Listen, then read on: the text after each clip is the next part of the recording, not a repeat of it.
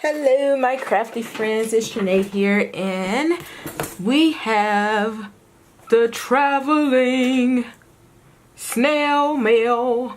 I don't know why I'm talking like that. But anyway, you guys, I am a part of the Facebook group Flip. Hold on, let me make sure I get it right. I think it's called, wait a minute. Snail mail and Flipbook. You guys, when I tell y'all, like, my Facebook groups be running together, I be trying to figure out where I am. It's like, where am I today? Let's turn some light on. Let there be some light. There we go. So we can get this thing right. Alright, so this snail mail, or happy mail, or traveling snail mail, or however you want to call it, was created by... this particular one was created by Ingrid Carlsen, and you may know her on YouTube as Karatootie. And definitely check her out. I'll link the video up here of her walking through the album, and she talks about how she put this book together. And when I open this up and let y'all see it, y'all gonna want to check that video out because it's amazing. Like, this is an amazing album, and she made it. She did the stitching and everything. It's gorgeous. But this event was hosted by Kamika Touch, and I believe the snail mail Flipbook is her group. I think it's her group. Don't quote me on it, but I think it is her group. And it's myself and 5 other ladies in our group.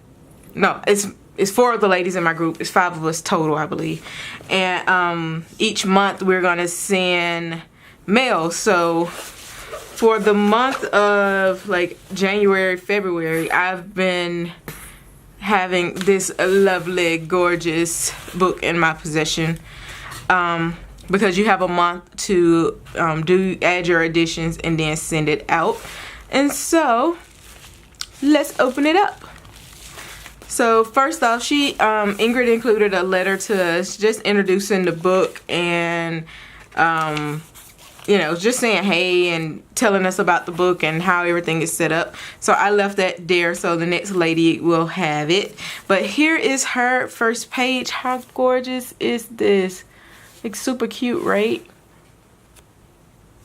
So cute.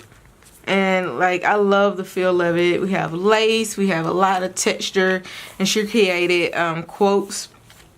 And I really love the way she did her pages because she included like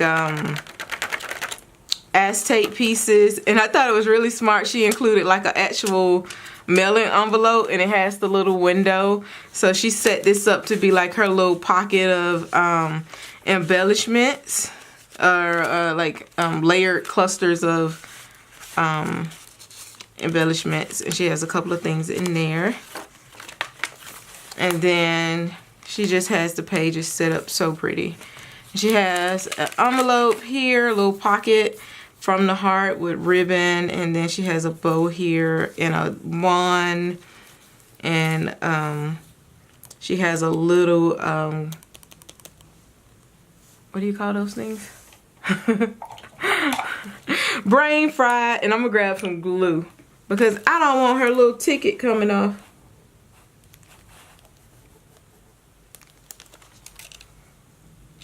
And I know you're not supposed to touch another woman's craft design like that, but I hope she's cool with that. I just don't want it to fall off.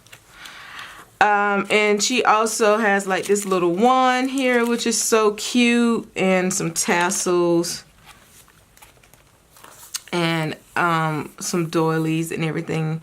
And here she has her mail tag, and a little bit about her in a letter that she wrote to us. And then she has like a little heart embellishment there. And I thought this was really cool. Like the wet seal. I don't know if she have a stamp that makes that, or if this was like just made like this. But either way, it's really cute. And she included a quote, and that's the end of hers right there. I love that stamp. So cute.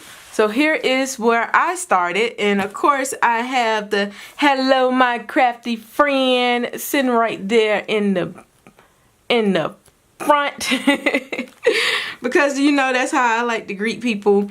And I just took designer scrapbook paper, and I did like a little bit of what do you call these things? Gelatos. I think gelato might be ice cream. I'm not sure. But I did that and added some washi tape, and I had this butterfly that was from a some floral supplies that I have, and I took the little stem off of it and glued him down. So now he lives there. Okay, and then on this page, I just have the critters. Y'all know I love the critters. That's like my little thing.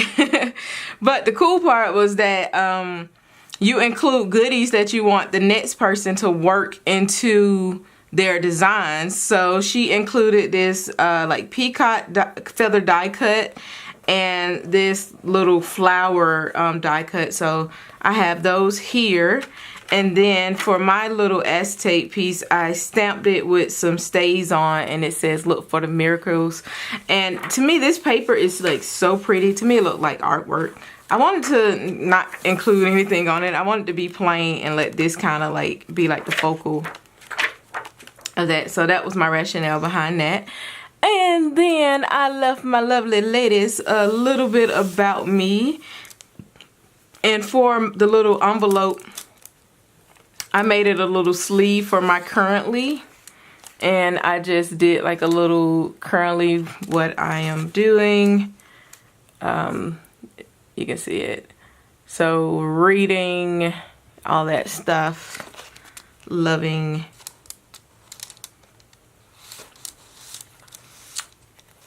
So yeah, and it just slides in here, and I like that when it's in here you can still see currently.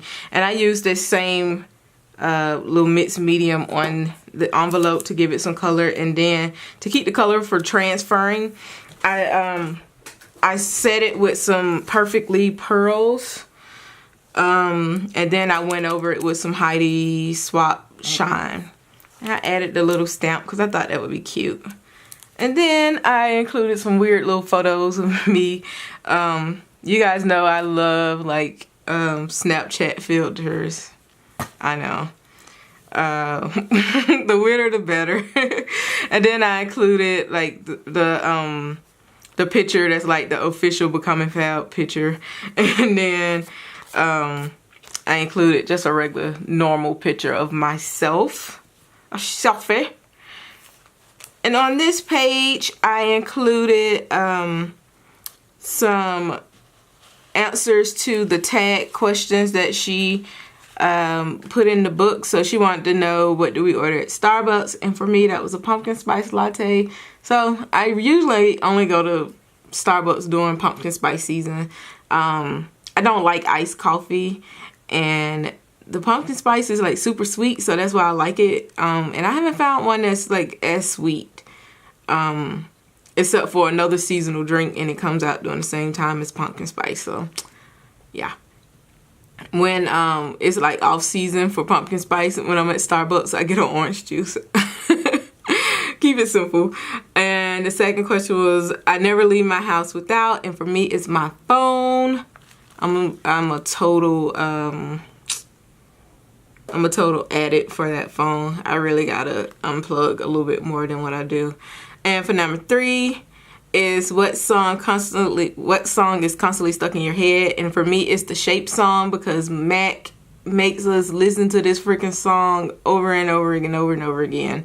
She loves it. It helps soothe her when she is being a fussy baby, and like the whole family is quick to grab the phone and go on YouTube and pull up the Shape song too. So if you have children, play that song. It's something, I don't know, I believe it's subliminal messages in that song, because it works like, it works amazingly. Alright, so the next one was favorite junk food, and I have cookies and cakes. And it has, the next question is, do you like to read? And of course, yeah, total bookworm. And I love young adult and epics. I think the last epic book I currently reading, because the series isn't over. It's the Songs of Fire and Ice series, commonly known as Game of Thrones. But I love it. I found one. I don't know what Siri over there doing. She's picking up on her own. And then next one is, what's your favorite movie? And I have to admit, it's still Twilight. I know I should be over it by now, but I still love Edward. I know. I'm probably like the lamest person on earth. I'm still a person that watches Twilight. And I still watch it with that goofy big grin on my face.